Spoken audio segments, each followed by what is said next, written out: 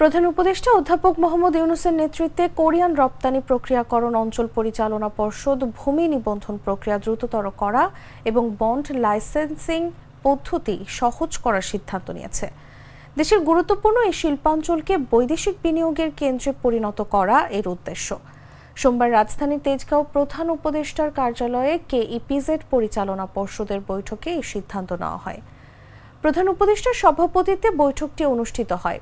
এটি গত 9 বছরের মধ্যে কেইপিজেড গভর্নিং বডির প্রথম বৈঠক। বৈঠকে ভূমি অধিগ্রহণ, বন্দর ও কাস্টমস, শ্রম আইন এবং বিনিয়োগকারী সহায়তা ব্যবস্থা সহ বেশ কয়েকটি গুরুত্বপূর্ণ বিষয় নিয়ে আলোচনা হয়।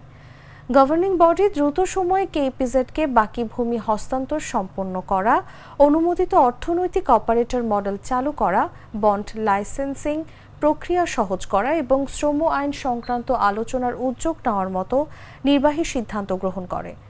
এছাড়া কেইপিজেডকে সরাসরি প্রধান উপদেষ্টার কার্যালয়ের প্রশাসন থেকে বের করে বাংলাদেশ অর্থনৈতিক অঞ্চল কর্তৃপক্ষের অধীনে নিয়ে যাওয়ারও সিদ্ধান্ত হয়। ইয়াংওয়ান কর্পোরেশনের পরিচালনায় থাকা কেইপিজেড বর্তমানে 48টি অত্যাধুনিক শিল্প ইউনিটে 34,000-এর বেশি বাংলাদেশিকে কর্মসংস্থান দিচ্ছে। 2,500 একর জমির 52% সবুজায়নের জন্য সংরক্ষিত রাখা হয়েছে।